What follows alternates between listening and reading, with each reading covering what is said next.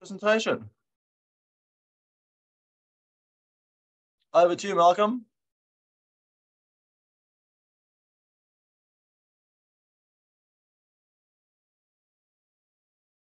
How's that, Frank? That working? Yep. Well, thanks, Frank, for the introduction. I just apologise if I break down in a fit of coughing. I brought it home from the UK with me, and I think my voice should hold out enough to get through the presentation. Thank you for your introduction again, and my talk on Western Tasmania, prospectors and the post office. The image on the left is a group of men standing outside the White River Hotel. Seems typical of old prospectors, but someone suggested to me that it was the last surviving photograph of royal members when they last visited Tasmania. You might recognise some of them. My objective is to collect the post history of Western Tasmania along the lines of the post history subclass 2C, historical geography approach, so that I include postcards and documents that help tell the story of the settlement and development of the west coast of Tasmania. The story of the prospecting and settlement of Western Tasmania, the last region of the island to be developed, relates to how prospectors, miners, hoteliers, railway construction workers and shopkeepers and their families flocked to the west coast seeking to make a living and how they relied on the postal service as an essential service. The mail was vital for these people who relied on the postal system to keep in touch with the outside world and conduct their business. This was particularly so for the remote west coast that depended on mailmen tramping along the muddy tracks first cut by the surveyors, track cutters and prospectors. Before a postal service was provided, they relied on the goodwill of others to carry the letters to civilisation. As settlements sprung up around each new mineral discovery, it often required political agitation and letters to the newspapers to bring a postal service to their district. As the mining boom grew on the west coast, the railways provided much improved communications and a better postal service, although it was still a poor comparison to that enjoyed by Hobart and Launceston. The study of postal history relies on scraps of paper and envelopes to present the postal history, such as ephemera, often being the only physical evidence of a post office whose existence is otherwise only recorded in gazette notices and scanty official records. Tasmanian postal history collectors are particularly fortunate that the existence of the Tattersalls hoard was available and provided a rich trove of postal history, particularly from 1896 to 1912. West Coast miners were keen lottery ticket buyers, and the retention of the envelopes they posted to Tattersalls meant that postmarks from the small West Coast offices survived. My presentation is focused on postmarks, postcards and envelopes used from the post offices on the West Coast. I hope that I have captured the essence of this remote region. Many of these scraps of paper are rare survivors of post offices that in some cases were open for just a few years in a place with just a few people and operating at well over 120 years ago. Little remains in most places of any buildings as evidence of a once thriving community. The geology of the West Coast was the greatest influencing factor on the location of settlements and consequently post offices. My knowledge of the geology of the West Coast is rudimentary, so I hope I have accurately presented this aspect of the story. I've adopted a somewhat arbitrary definition of the West Coast for the purposes of my collection. It stretches from Balfour and Tema to the north, to the settlements south at Macquarie Harbour and to the eastern boundary of the West Coast Road from Durham Bridge. The broad districts I've used in collating the post history that I illustrate are shown in this map. The region in yellow covers Mount Bischoff, Waratah and the other mines in the vicinity, such as Mount Magnet, Balfour and the port at Tema. The Corinna track runs from Mount Bishop through to the Pieman, as shown in the black line. Malcolm, your page hasn't changed. So it has on my screen, Jack. I'm sorry. What's happening? There's two different share screens. One is share screen and one, I don't know, but I'm still on the front page, the first page.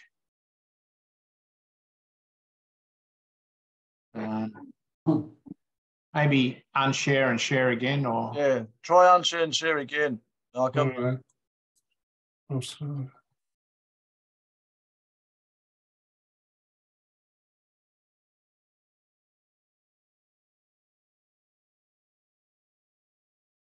want share screen rather than share PowerPoint, I think. It's not a power, it's a PDF on the screen.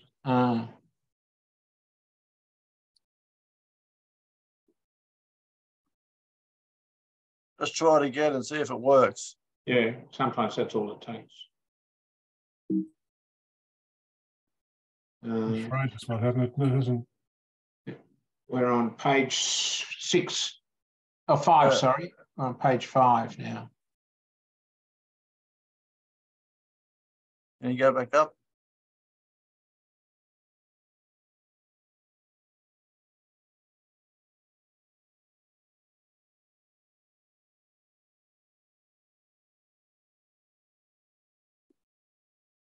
What's that doing? Nothing changed. Nothing. It's on page 5. Just use page up button or change. Yeah, up and down.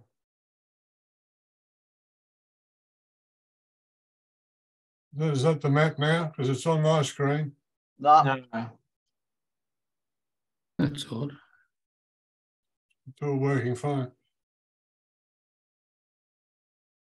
Are you sharing on Zoom or on your?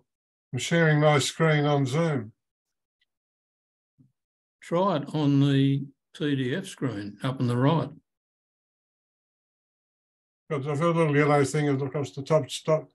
Your screen sharing is paused. What's that mean? Don't know. Resume share. Try that. Yeah. Nothing happening. No, we're still on page 5. Your Adobe screen is frozen. I can see. Yeah. See that you've got the little hand symbol pressed. It's staying in. I've got the map on my screen now. No. It says your screen sharing is paused. I don't know why it's doing that. I'll try new share. Yep.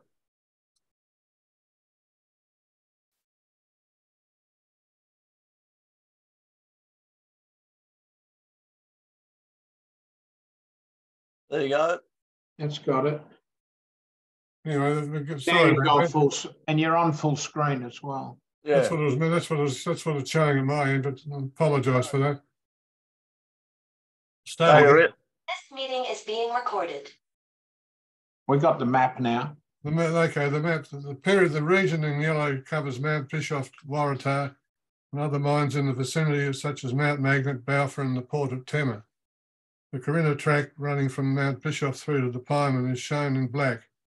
This was the initial means of access to shipping for Mount Bischoff and an early postal route by packhorse before the Emu Bay Railway ran through Guildford Junction.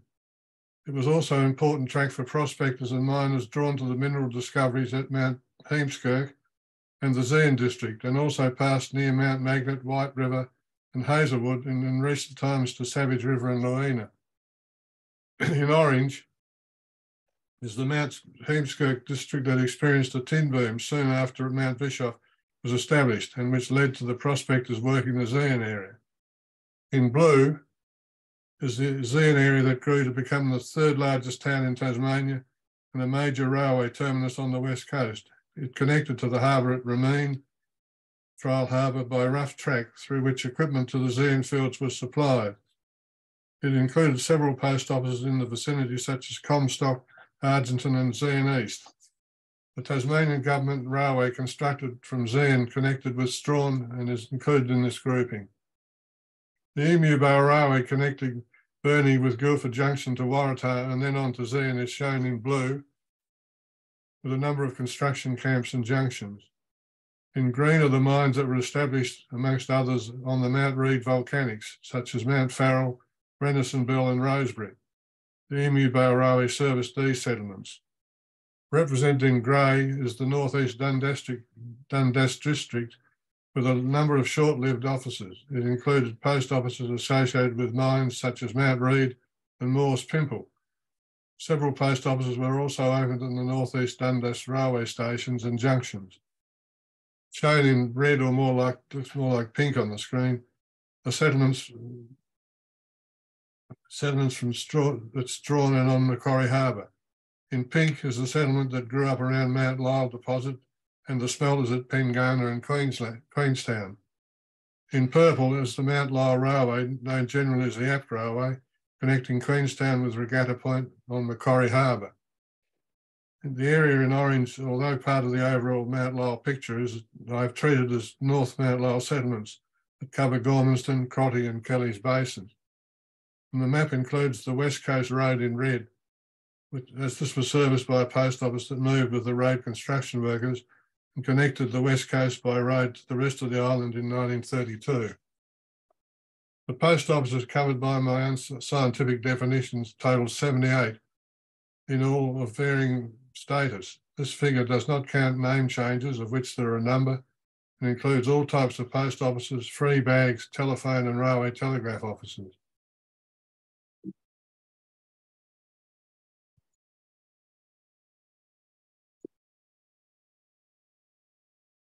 Yeah, I've got to get the bloody thing to...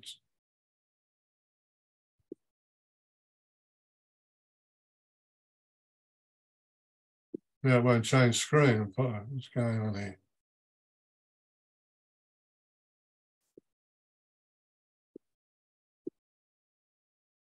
My screen's frozen there.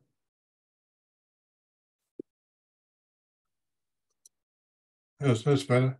There you go.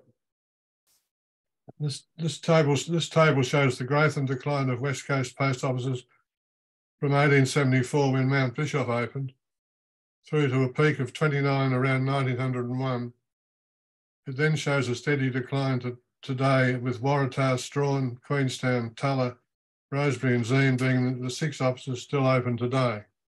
The population on the West Coast, using my back of the envelope figures, grew from 0.1% of Tasmanian population in 1874 to almost 10% by 1901. For the opening of Mount Bischoff in 1874, there were approximately 130 people serviced by one post office. This grew to around 600 people per office in 1901. The classification of the post offices. The decision to establish a post office was a mixture of economics and political pragmatism. Before March 1901, when the Tasmanian Post Office was absorbed into the newly formed Commonwealth Post Office, the decision was generally based on the ability of the local population demonstrated that it could generate sufficient postal business to warrant expense of establishing a post office. It also relied on the willingness of a resident to accept the appointment on a very modest allowance of around £2 a year. There was no doubt some political influence, and as will be seen at Mount Bischoff, the ability of the inhabitants to lobby through their local politicians and through letters to the newspapers may have also helped. The post office weighed up the cost of establishing a post office, such as provision of postal implements and an allowance for the postmaster, as well as the additional administrative burden. There was probably also an incentive within the department to be seen to be growing their postal network, as over 430 post offices existed at some stage between 1861 and 1900. As the Western mining region developed rapidly and the population grew, the post office responded with new post offices. In the 1890s, there seemed to be an over-enthusiastic response in opening an office for every new mineral discovery, only to see that discovery peter out or fail to prove economic and the post office closed. Rationalisation occurred as transport between each mining settlement improved and the railways allowed better deliveries for the residents. Prior to 1907, it has proved difficult to find any official information setting out the criteria laid down by the Postal Department to justify establishing a post office. However, a memorandum dated the 13th of August 1907 from the Secretary of the Postmaster General's Department, 6 years after formation of the Commonwealth Department, gave more detailed information on the classification of a post office. The 1907 Postmaster's Memorandum mentioned a number of levels of status of post offices. The allowance offices were the majority of country offices, including the West Coast. They are similar to what we know today as licensed post offices. They varied considerably in size, with postmaster annual salaries ranging from £2 to £40 in the 1880s. They were issued with date stamps, numeral obliterators and crown seals, which will be shown in the following slides. Official post offices, a term used from June 1832, only applied to Hobart and Launceston, and they employed a postmaster, clerks and various other staff. They provided the full range of services, including postal, telegraphic, telephonic, savings banks and money order services. Non-official post offices did not exist in Tasmania before 1912. They provided most of the facilities of the official post offices, however they had no official postmaster and were supervised by the nearest official post office. Then there were receiving houses that were smaller than allowance offices and offered limited services. They had a fixed allowance in 1924 from the department of between £1 and £10. Most were provided with a date stamp and could sell stamps. A minimum aggregate of 600 letters per annum was expected before a receiving house would be established. Should the number fall below 600, then a free bag would be implemented. A free bag could receive mail for which they held crown seals for use in sealing the mail bags. They were little more than gathering points for mail that was then forwarded to the nearest post office for cancelling. They were unable to sell stamps and used crown seals to seal their mail bags. When the annual revenue of a receiving house reached £15, it should be converted to a post office apart from any consideration as to the cost of the mail service. Telegraph and telephone offices did not transact any postal business and were established to deal with electric telegraph messages. In the 1920s, some did perform postal duties and held councillors for stamping telegraph forms. Railway telegraph offices were similar to the telephone offices, but were administered by the railways up to 1915. No date stamps were issued and they did not sell stamps. After 1915, date stamps were issued of a different style and they were provided with a stamp allowance.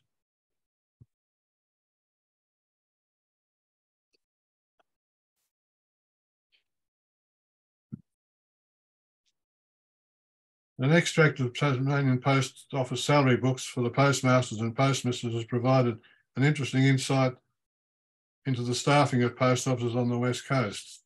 With salaries ranging from between £5 and £20, the position was usually a supplementary income source for storekeepers and newsagents, and often appeared to be held by a wife or daughter and regularly transferred to another member.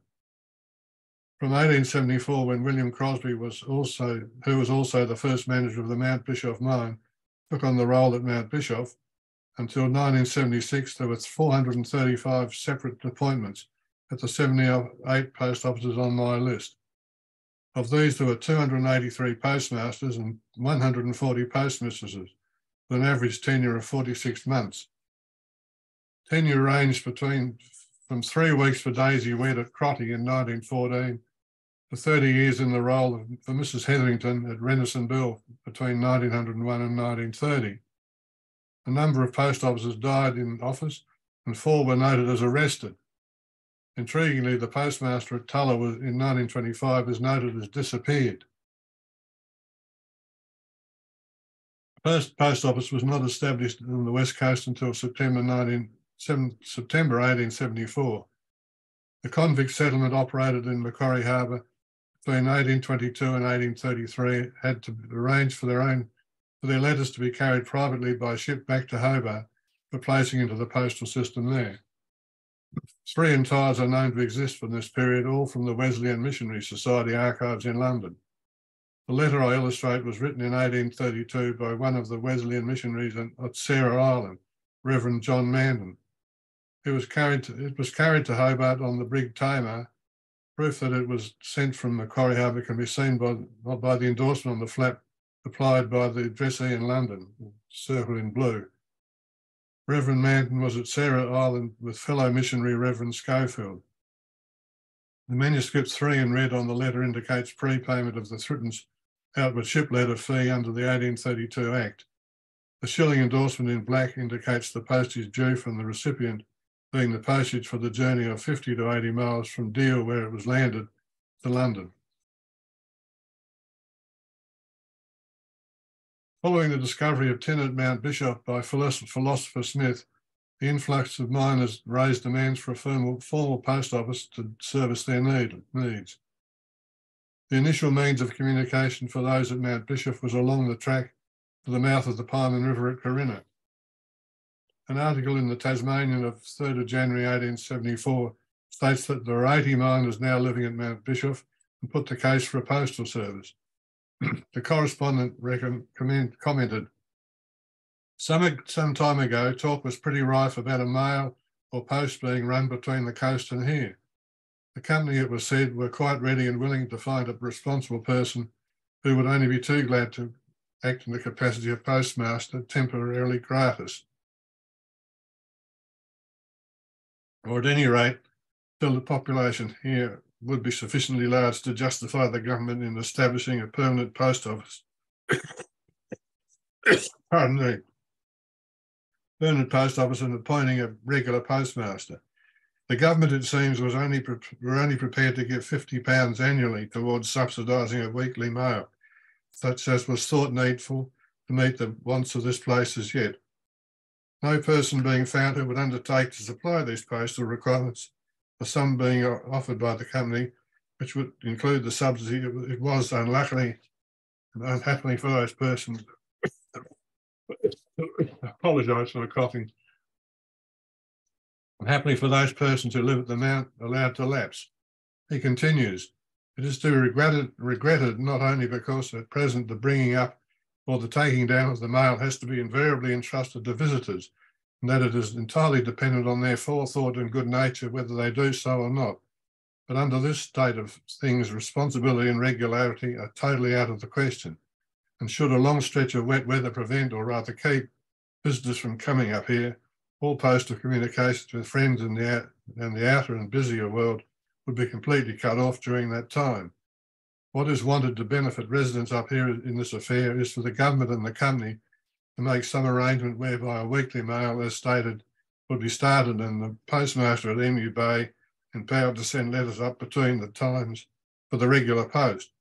But anyone who happened to be coming up was deemed by the postmaster at Emu Bay sufficiently trustworthy. No one will surely deny that the number of men here, about 80 working at the mines, prospecting and otherwise engaged, are not deserving having their interests, at any rate, slightly studied and taken into consideration, especially with the almost positive assurance that their number will ere be long greatly increased.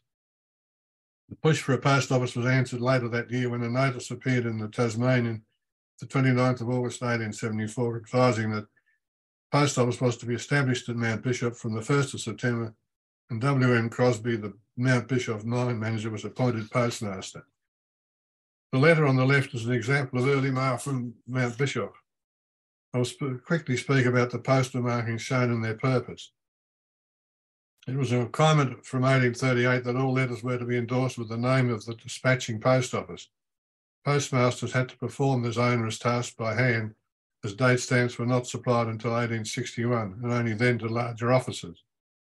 As a particular officer's business grew, especially dealing with money orders, then date stamps were issued as a security measure, and finally all officers began receiving them in 1877.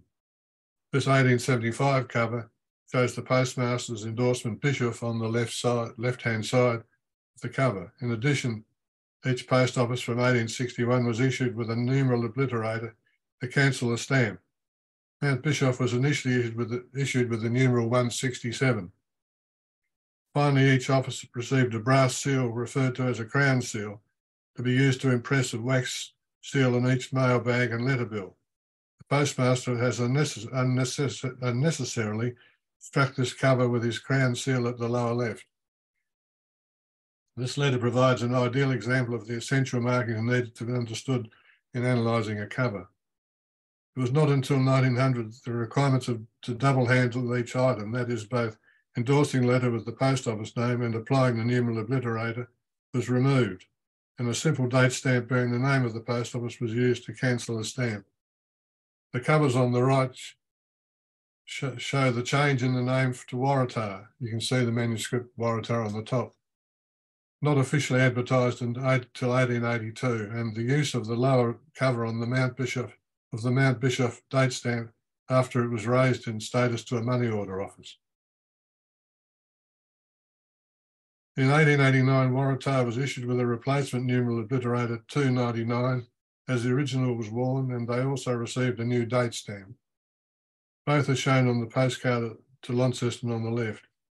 On the right is a 1901 twopenny letter card from a series of 6 that features a scene of the Mount Bischoff mine. The post office opened at Corinna in 1878, initially called Pyman River but renamed Corinna in 1881, and then Roy and Reen in 1882, but they did not issue a Roy and Reen date stamp until 1896. The post office closed in 1905. The Corinna track presented a formidable challenge to those hauling equipment, supplies and mail bags. Nick Haygarth on his website presents an interesting article on the first postman at Waratah, William Byrne, who traversed the Corinna track providing a mail service between Bischoff, Pyman and Mount Heemskirk. It is estimated he covered 40,000 miles from 1884 to 1887. Newspaper reports regularly commented on the poor state of the track, and James Backhouse Walker in his book Walk to the West refers to the assistance offered them by the mailman in 1887 as they struggled along the track. The letter on the left was posted at Corinna in August 1887 to England, and the Waratah date stamp on the back confirms that it was carried along the Corinna track, no doubt by William Byrne.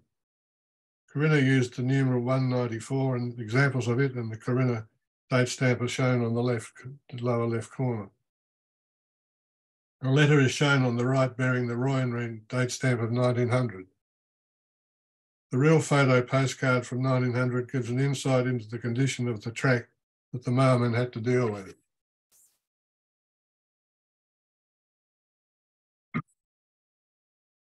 Mines in the Pyman region.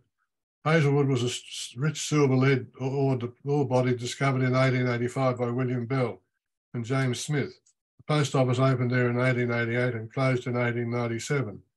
The entrance to the mine is illustrated, taken from the Weekly Courier on the lower left. The cover on the left was sent to Mrs. James Smith at Forth in 1893 and was carried by packhorse through Waratah to Burnie. It shows the Hazelwood date stamp and numeral obliterated 289 allocated to that office. Mount Magnet was also discovered by Bell in 1891. It was a rich silver lead deposit 4 miles south of Bischoff. The post office opened in 1902 and operated until 1939. During its operation, the mine produced 6.5 million ounces of silver and 27,000 tonnes of lead, making it the most productive mine after Bischoff and Mount Lyell. White River was situated at the point where it meets the Pyman. Around 1899 to 1900, the area attracted almost 400 diggers who extracted gold, copper, tin and osmiridium, with the world's largest nugget of osmiridium discovered there by Tom Prouse. The post office opened in 1907 and closed in 1929 when the hotel burnt down. Balfour was prospected for gold and tin from the 1870s, but the discovery of payable copper by the Murray brothers saw a mine established in 1907. The post office opened in 1908 and operated until 1927. Their date stamp read Mount Balfour, and the mount was removed in 1910. Both types were illustrated, as well as a rubber provisional date stamp used in 1919, when the steel date stamp was being repaired. Balfour was serviced through the hazardous port of Temmer. This settlement had a free bag service originally known as Wales Head, commencing in 1909, and the name was changed to Temmer when it became a post office in 1910. Temmer closed in 1960. Examples of postmarks of all these offices are shown on the right. Tin was first reported at Heemskirk by Charles Sprent in 1875, with claims pegged in 1877. 150 men were reported on the field in 1881, and the Mount Heemskirk Post Office opened in April 1881 with the name changed to Remeen in December 1888. Yields on the Heemskirk field were sporadic, and following a frenzy of pegging claims, the area struggled. While miners on the Zeehan field depended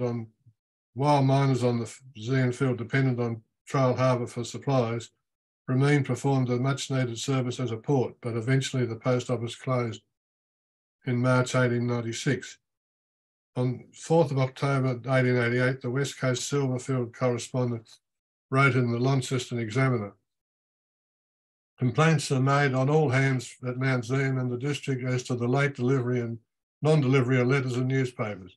And as far as the West Coast is concerned, it would really appear that anything in which the government are concerned must necessarily be more or less muddled up. At present, the mails leave Hobart on Thursday evenings and Launceston on Friday, closing at noon. They arrive at Corinna on Sunday night, Trial Harbour on Monday night, Long Bay Strawn on Tuesday night and Queen River on Wednesday. The return mail reaches Strawn on Thursday, proceeding to Trial Harbour on the Friday, Corinna on Saturday and arriving back in Launceston on the following Wednesday at midday. Latterly, mails have also been sent by steamships, which, though satisfactory as far as Strawn is concerned, sometimes cause delays in delivery of letters at Rpsv or Zion. For instance, a letter to which I have referred arrived at Strawn on the same boat as myself, and yet did not reach its destination for a week afterwards, having to wait at Strawn for the return mail from the Queen River district. The overland mails are from Waratah, conveyed by packhorse, the mailman walking on foot. But as all the stages are easy, the longest being but 30 miles, and as one man does not have to make the complete journey, it would be quite feasible to provide the postman with saddle horses and to get over the ground in almost half the time now taken up.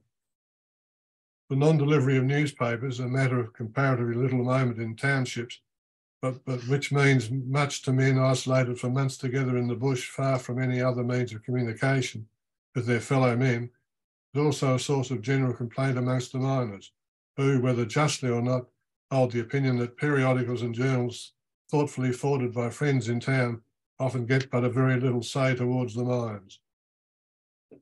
A Government Gazette notice in August 1888 advised that W.H. Cole had taken over the contract for the conveyance of mail between Waratah and Strawn at an annual sum of £386.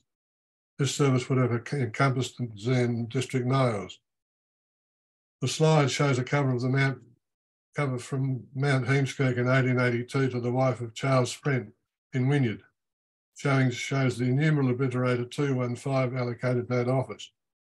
The lower 1891 cover shows the change of name to Rpsv, still using the 215 obliterator.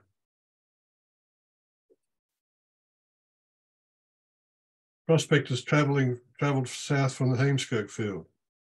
In 1882, Frank Long discovered rich deposits of silver and the region developed into one of the major mining regions of the West Coast. Originally named Mount Zion, the post office opened in August 1888, changing its name 2 years later to Zion.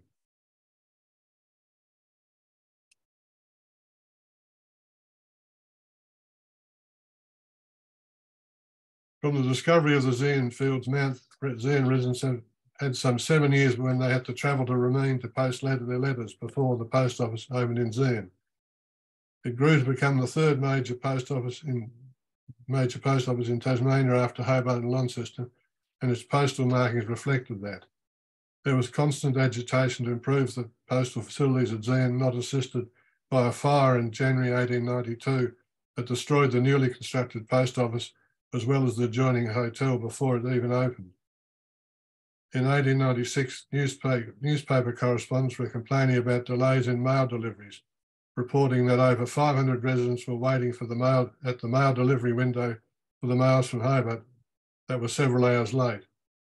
Newspaper reports also referred to occasions where the mail was dropped onto the floor of the primitive post office, where residents had to then sort through it looking for the mail addressed to themselves. Mail volumes at Zion grew to rival Hobart and Launceston, with Zion using date stamps showing times for every 15 minutes of the day, as well as special codes for the various sections of the post office in which they were employed. Several other post offices operated in the district, with Argenton, 4 miles from Zion, opened from May 1892 until November 1893, and Comstock opened in 1890 till 1896 and at various stages through to 1913. Zion East serviced the sprawling population from 1899 to 1921. A cover from Comstock to Swansea is shown at the upper right. and shows the numeral obliterator 313. The slide also shows an earlier letter from Mount Zion in 1891 and another from the Zion Town Board in 1896. The 1895 postcard shows the duplex canceller, only issued to the large offices of Hobart, Launceston and Zion years before the Mount Zion date stamp was withdrawn, while the 1901 envelope is posted by the Tasmanian Smelting Company, one of the many mining operations in Zion. The 1901 letter card is from a set of 6 issued by the Post Office and features the Western Silver Mine. The country along the Henty River was thoroughly prospected with shows of nickel, iron, copper, arsenic and silver. No payable work was carried out and the Post Office was established when it became a crossing point for travellers' goods and equipment moving between Zion and Strawn. The TGR railway between Zion and Strawn opened in February 1892 and crossed the Henty via a 200-foot steel bridge. Henty Post Office initially opened in April 1890 when travellers crossed the Henty River and to provide postal services to the railway construction gangs. Closed 20 months later, just before the railway opened. The cover shown was posted to Forth in September 1890 and shows the numeral 308 allocated to Henty. Also shown is a letter written by the postmistress at Henty, Miss Mary Jones, on which she has placed an impression of the Henty Crown seal. In the letter she mentions that it is very wet here today, we want it, for the soil here is all white sand. We have quicksands along the beach too. Mr. Norton, the lawyer, was coming from Zion yesterday and his horse went down into a patch of quicksand up to its neck. And he had a very narrow escape from losing his own life and horse too. She also advises her address is Big Henty, West Coast, and reports it is mail day, so I must get on and get the mails ready. Strawn Wharf opened as a railway telephone office at the terminus of the TGR railway in 1901, and Coyle in 1926 was at a siding near the Henty River. The slide shows a parcel label posted at Strawn Wharf attached to bakery items to be delivered up the line to Coyle. Also an official report posted at Coyle in 1926. Coyle and Strawn Wharf closed in 1941 and 1953 respectively. The Emu Bar Railway was extended from Guildford Junction to Zion, opening in December 1900. During its construction, post offices were available to the construction workers. In 1898, post offices were opened at Pyman Bridge and another called QTPO. Q closed 5 months later, while Pyman Bridge operated slightly longer, closing in 1900. More permanent post offices were established along the line as it was convenient for travellers to post their letters, and the station masters often filled the postmaster role. Offices opened at Guildford Junction in 1900, operating until 1969, Farrell Siding from 1897 to 1908, and Rpsv Station from 1911 to 1931. Two short-lived offices were also opened on the line. Hill End was situated near the tunnel at the Zion end of the line and operated from 1899 to 1900, while Orville from 1898 to 1900 was situated on the siding near the Colebrook mine. Their location near larger post offices rendered them redundant as the larger offices grew. 1901 and 1903 examples of the Guildford Junction and the 1903 postcard showing the transit marking at Stirling, which was later renamed Ridgeley. Pyman Bridge, Q, TPO and Hill End date stamps are illustrated in the centre, while Rpsv Station, Orville and Farrell siding are shown at the right.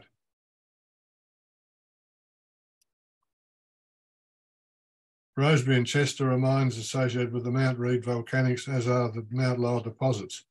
Together with Renderson and Mount Farrell, they depend on the Emu Bar Railway for access to burning, and post offices were established at each location.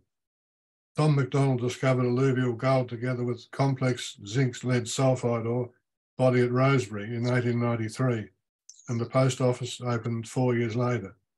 The metallurgical complexities were overcome in 1926, and the mill was commenced by the Electrolytic Zinc Company. The town continues today, and the post office remains was one of the 6 still open on the west coast. Chester was a rich iron pyrites deposit near Rosebery and was mined by the Mount Lyell Company from 1908, with the post office opened in 1910. The ore was mined for its high sulphur content used in their Melbourne fertiliser plant. Mining ceased around 1914 and the post office closed. In the vicinity of these mines, Renison Bell, a complex tin-bearing gossan, was discovered in 1890 by George Renison Bell. It proved unprofitable to extract the tin until 1965, when Consolidated Goldfields discovered the full extent of the ore body. The post office opened in 1908 and remained open until 1976, a few years before the mine closed due to falling tin prices.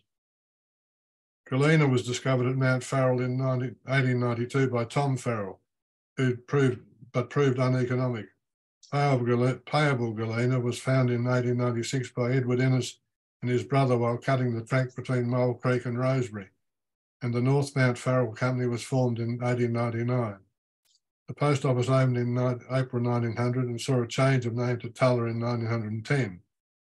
Tulla remains open today, having seen a revival when the Hydroelectric Commission commenced a series of major power projects creating Lakes Rosebery, Macintosh and Murchison. The slide illustrates a cover from the Tasmanian Copper Company at Rosebery in 1900, sent to the USA, postmarks of Chester in 1910 and 1913, commercial envelopes for Dunkley Brothers and the North Mount Farrell Company. Also illustrated is the Tulla Tramway in 1900, and with the post office at the far right and a postcard from Renison Bell in 1912. The highly mineralised region around Mount Dundas produced a number of payable prospects, and a railway was constructed in 1898 to transport ores the 19 miles from these mines to Zeehan for processing. The Montezuma Silver Mining Company was formed in 1891 to mine on the northern slopes of Mount Dundas, and the initial post office, called Ringville, opened in May 1896. It closed 18 months later when it was moved and renamed Montezuma. It remained open until 1907. Mount Dundas Post Office opened in 1890 to support the Comet Silver Lead Mine, discovered in 1888 by William Johnston. Situated about 3 kilometres from the southeast, it was renamed simply Dundas in 1892. The slide shows a letter card addressed to England and sent by V.V. Hallisey in 1902 to a stamp dealer, enclosing 9 shillings to purchase some Costa Rican stamps. He was the son of Michael Hallisey, the station master and postmaster at Mount Dundas, and he went on to be awarded a Military Cross at the Battle of Messines. A cover posted from Ringville in 1896 to Germany is shown at the left, and under it a cover from Montezuma to Hobart in 1907. The Montezuma falls along the northeast Dundas railway line, as shown on a Commonwealth period letter card.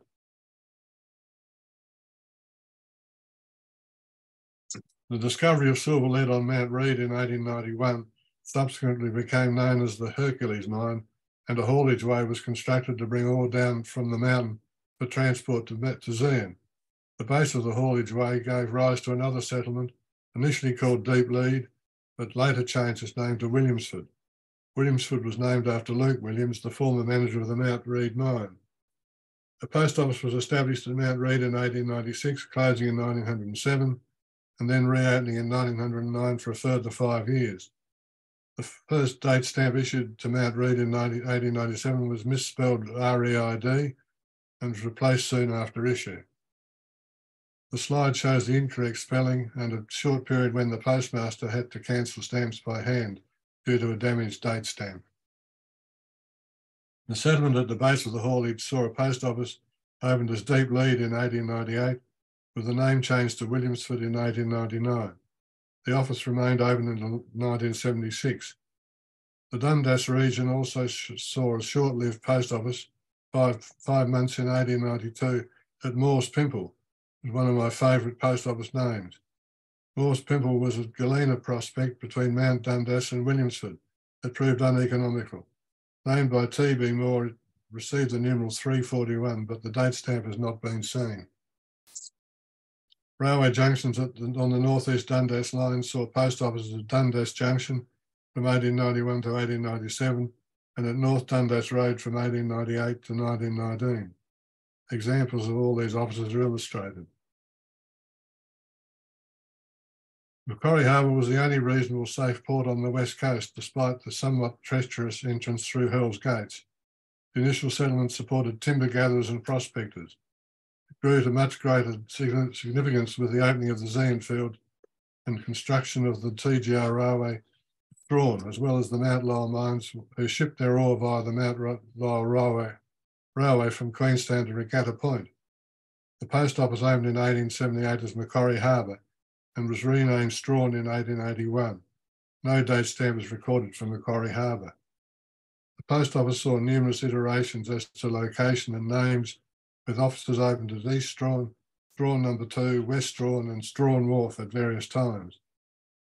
Numeral 193 was issued to West Strahan in 1892, while numeral 322 was first issued to Strahan and continued in use when it relocated to the railway station in early 1893. The date stamps and both barred numerals 193 and 322 allocated to Strahan as illustrated, as well as the frank stamp issued to the Strahan Marine Board in 1892. Frank stamps were issued to a number of government departments and authorities and enabled them to send mail free. Such frank stamps were first issued from 1883 and withdrawn in October 1902. An office was opened in Macquarie Heads from 1900 until 1902 when the Macquarie Heads tramway was being constructed. Examples of the numeral obliterator and date stamp are shown to the lower right. The interest in Macquarie Harbour was illustrated on the 1900 and 1903 letter cards as part of a series of 6 scenes.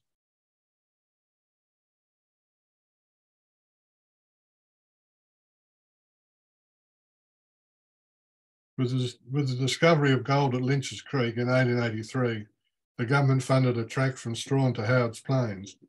It realised that a rail system was needed to properly develop the mining region.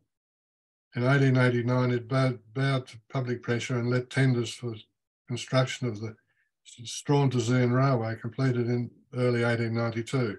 This was later extended to Regatta Point in October 1900. The Mount Lyell Mining and Railway Company's own line from its smelters in Queenstown to Tipekana was extended to Regatta Point in November 1899. With the takeover by Mount Lyell Mining and Railway Company of North Mount Lyell Copper Company in 1903, all ore was processed at Queenstown and then exported from Strahan. Strahan thus became the major port servicing the leads of both Zeeland and Mount Lyell. The Regatta Point terminus had a post office from early 1900 and closed in 1964. The Strahan West Post Office, situated at the terminus of the TGR Railway from Zeeland, used the date stamp reading imaginatively Strahan No. 2. It was opened from 1892 when the TGR Railway was completed and closed in 1924. Date stamps are shown for each office as well as the numeral 382 used at Regatta Point. A postcard from Mount Lyell Railway series of 12 shows a view of Regatta Point. As can be seen from the real photo postcard, the Strahan Post Office was a grand building matching Zeeland and Queenstown in stature.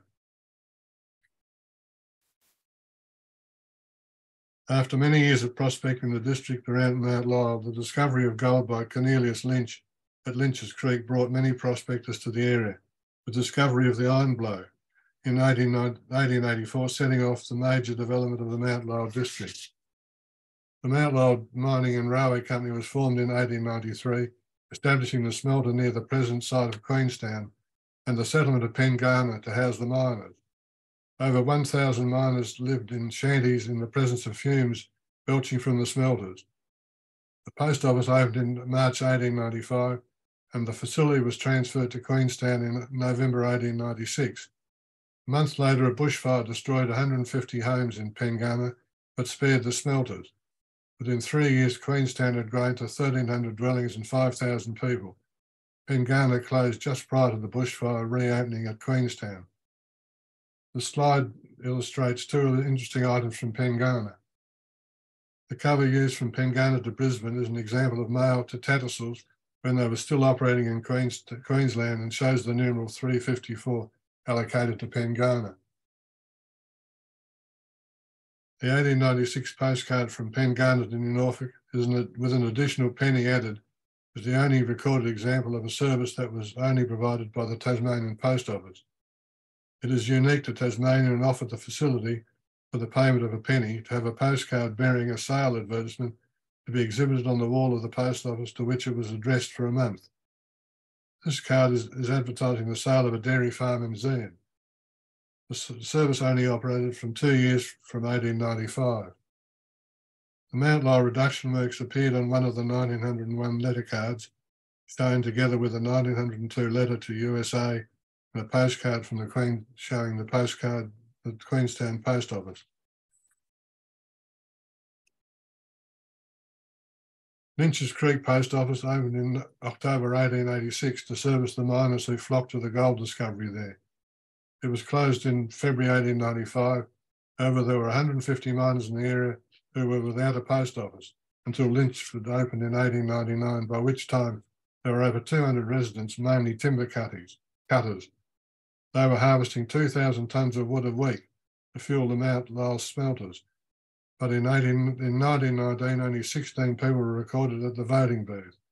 Lynchford remained open until 1925 as a stop on the Mount Lyell Railway. Lynchford was issued with the numeral 373 shown on the cover at left. The postcard posted at Lynchford shows the instructional hand stamp transmission of tinselled postcards prohibited and was sent to the dead letter office. The post office banned the use of tinselled cards as the tinsel interfered with the postmarking machines. The construction of the railway supported post office at Rinadina from December 1895 until June 1896. It was issued with the numeral 356, although no date stamp has been seen. The app railway system has been the subject of many postcards, including cards from the Mount Lyell Railway series of 12.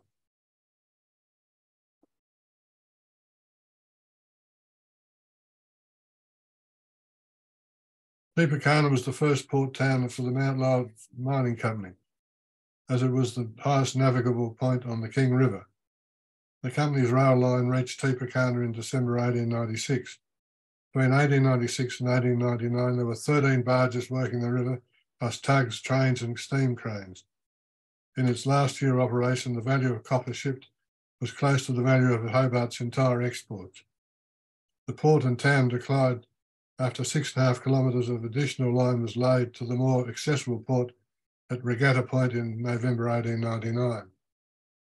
The changes to the operation at Tipekana saw the post office open and closed 3 times between 1895 and 1903, in providing postal services to those using the port and later as a railway stop.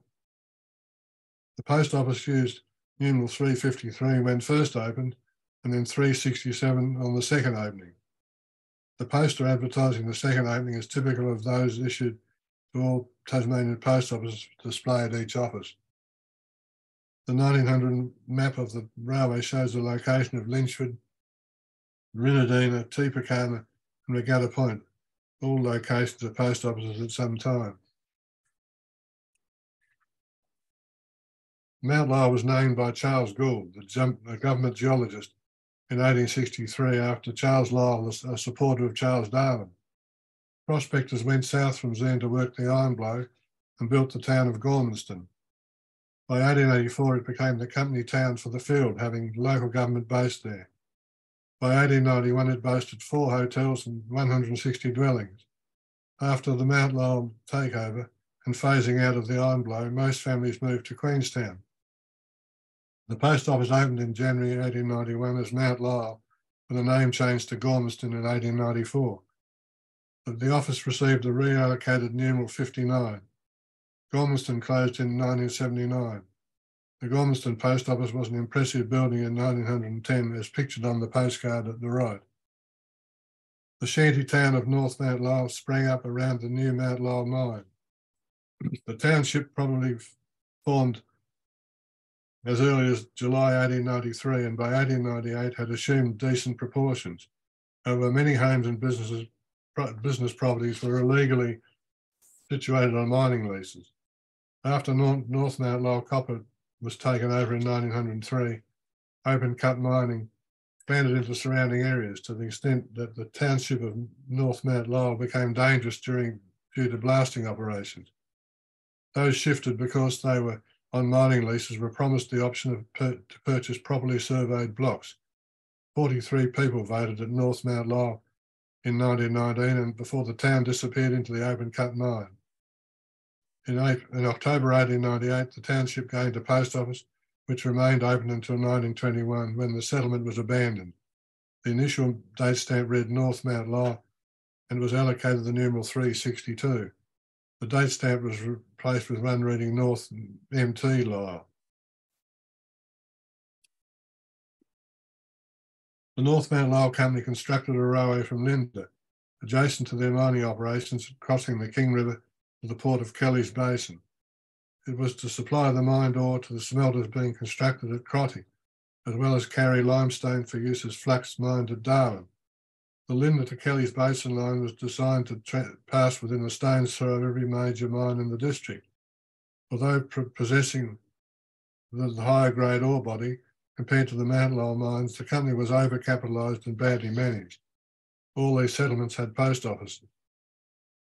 Linda opened in 1899 and was issued numeral 378. When North Mount Lyell was taken over in 1903, Linda fell into decline, but the post office remained open until 1966. King River had a post office at the site of the 30-metre bridge over the King River, serviced the needs of the construction gangs working the bridge. It operated from March 1901 to July 1902. Crotty was the site of the smelters near the King River, and the post office opened in April 1902, attending to the postal needs of those building the smelters. The town of over 700 residents boasted 3 hotels and 150 dwellings. With the North Mount Lyell takeover in 1903, the exodus began, with the remaining population mainly railway workers and woodcutters. It closed in 1911 and reopened again in 1913 for a short period, when the schoolmaster also performed the postmaster duties from the back of his classroom. In 1921, the population was 39. Darwin was established as the settlement for the North Mount Lyell workers and was described as a Zeon in the making. It was 6 kilometres from Crotty and supplied flux and fuel for the smelters and the population reaching a peak of 150. The post office opened in February 1900, receiving numerals 381, and was a casualty of the Mount Lyell takeover when it closed in June 1903.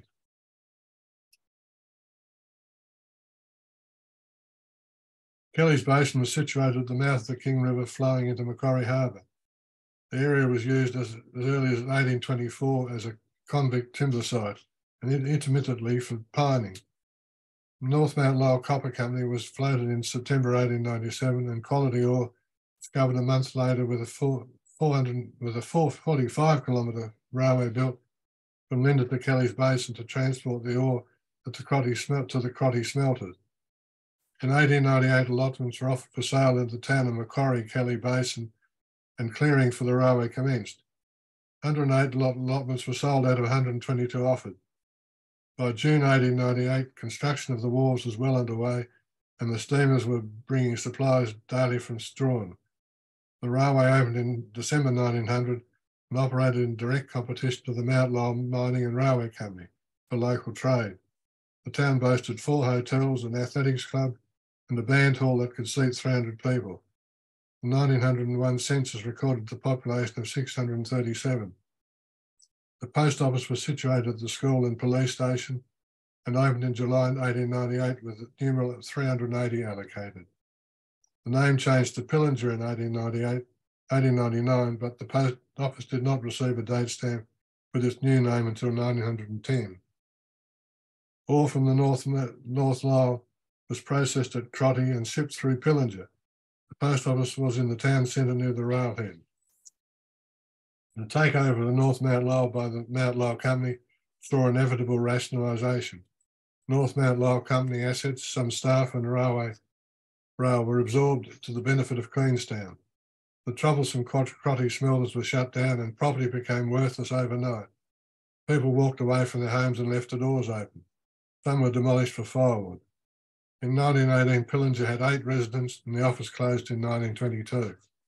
This slide shows postmarks for Kelly's Basin and Pillinger at the left, with 2 envelopes for businesses operating at Kelly's Basin and Pillinger. I will conclude a tour of the West Coast Post Office with a brief reference to 6 post offices that were established in more recent times. West Coast Road was a travelling post office that moved with the construction gangs working on construction of the road to the West Coast. It operated from June 1930 to May 1931. Nive Road was a similar post office operating at the Tarraleah end of the West Coast Road from October 1934 to February 1935. Their postmarks are shown on the left. Queenstown South was situated about 1 kilometre from Queenstown and operated from 1949 until 1973. Savage River opened in 1967 in conjunction with the magnetite mine established to pump iron concentrates through a pipeline to Port Latter. It closed in 1995. Similarly, Luina, in the vicinity of White River, opened as a post office associated with the tin mining operations at Mount Cleveland. It opened in 1968 and closed in 1990. Finally, the last office to be opened on the West Coast was Stringer Creek, 1981 to 1986, to service the hydro construction village, housing the staff working on the dam constructions for Lake Rosebery. There are some names I've not covered in my talk, in case anyone reminds me of my omissions. I've not covered a number of telephone offices situated along the TGR railway between Zeehan and Strahan, such as Austral, Firewood Siding, Silverbell and Osmere, nor the railway telephone offices on the northeast Dundas line, such as Confidence Saddle, Cappy and Nickel Junction, formerly called May Streets. Some are known to have received date stamps but only used them for stamping telegrams, and they did not offer postal services. Similar offices operated at Glenora West Coast, renamed Granville, Iron Store near Mount Arrowsmith, Cardigan River and Stonehaven River. I have also not covered offices such as Bulgaback, Tungana, Heemskirk South, Lake Margaret or Arthur River Ferry, partly in the interest of time and also because the lack of postal markings emanating from some of these places. And so we're left with 6 post offices still open of the 78 that were open. Those at Queenstown, Rosebery, Dulles, Zeehan, Strahan and Waratah remain, with Waratah the first to open in 1874 and remaining open today. Thank you for listening. Excellent. The voice held out, Frank. It did. Well done. Only one cough. That was good. No, I thank you very much, Malcolm. I think that was great. I think we've got a very good insight into the West Tasmanian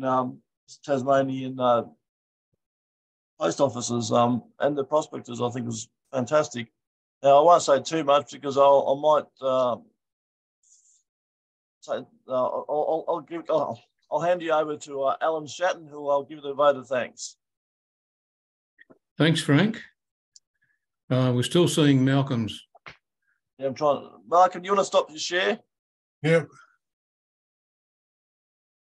That's it. No, I can see you, Frank. Oh, that's not good, is it? No, I'm sure you can see all of us. I think that was an outstanding presentation. I'd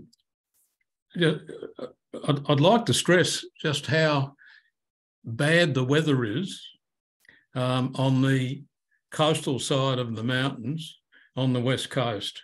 You saw the postcards of the Balfour Tramway and the Corinna tracks. In parts of that area, you get 500 millimetres of rain a year, every year, and it rains something like 280 days of the year. It's a shocking environment to have to work in, and I don't know how the miners did it back in the 1800s. Would have been a very, very difficult environment. But on the Queenstown side, it's a rain shadow. So there's not all that much rain. in Queenstown or in Gormanston. There's a big contrast in the weather.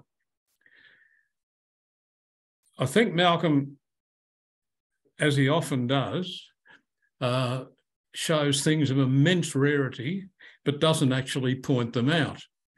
So I'm going to point out some of them. I had to go and get my book on Tasmanian postmarks because there was one that I'd never heard of. He showed Mount Heemskirk and Comstock, and Tasmanian postcard collectors would kill to have either of those postmarks. But he also showed Tipekana and Henty and Mount Reid spelt incorrectly. And I think Tasmanian postcard collectors would kill their own family to get those postmarks. I believe that Henty, there are only 2 copies known. That's the one I had to look up because I didn't know it existed. Malcolm also showed a Strawn Marine Board Frank stamp, which I think is extremely rare. So as usual, Malcolm has thrown in some very, very rare items amongst his display. I also think the crown seal on the Mount Bishop letter is worthy of some comment because there wouldn't be too many examples of a crown seal on the front of a letter.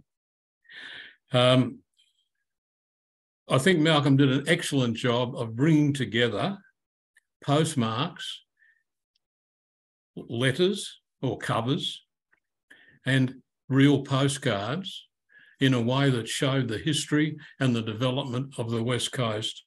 And that was no mean feat.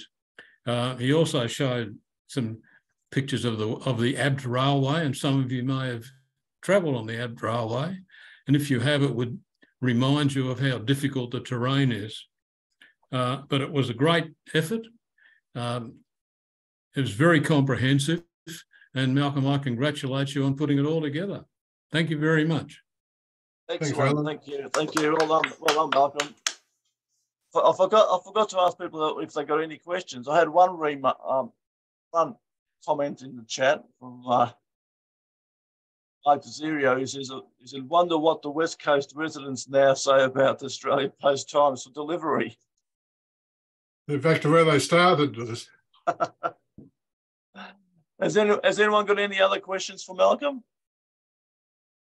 Frank, I just want to add something to what Alan was saying about the Corinna track. I was reading history about the track, and someone referred to the fact that they were travelling along the track and saw the remains of skeletons of horses where the horses had left the track and disappeared into the mud, and the riders couldn't get them out and left them there. Yep.